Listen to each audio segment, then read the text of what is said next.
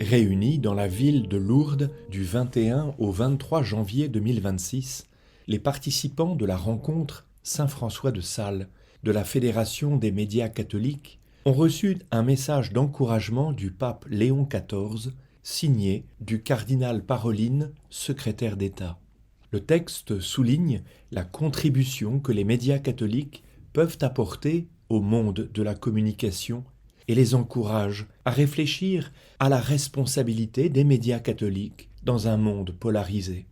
Léon XIV est attentif à la nécessité de promouvoir une communication désarmée et désarmante qui nous permette d'avoir un regard libre de préjugés et respectueux de la dignité de chacun. Nous avons besoin, dit-il, de mots qui recousent les déchirures de la vie, de mots qui édifient des communautés, là où l'inimitié sépare les personnes et les peuples. Nous devons dire non à la guerre des mots et des images, disait Léon XIV dans les jours qui suivirent son élection.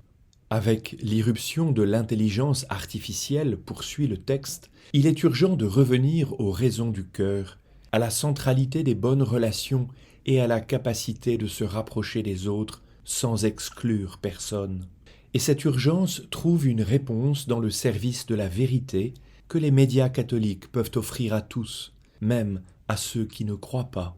Les professionnels de la communication d'inspiration catholique sont encouragés à être des semeurs de paroles bonnes, des amplificateurs des voix qui recherchent courageusement la réconciliation en désarmant les cœurs de la haine et du fanatisme.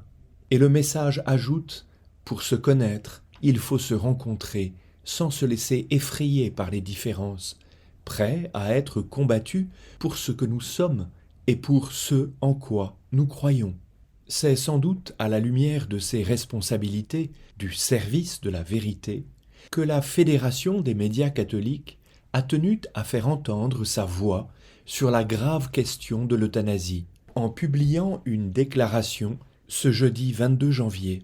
La Fédération des médias catholiques, qui réunit l'ensemble des médias catholiques français, déclare que pour la première fois de son histoire, elle souhaite exprimer un avis public et dire son inquiétude devant la rupture anthropologique que représente cette loi de dépénalisation de l'euthanasie.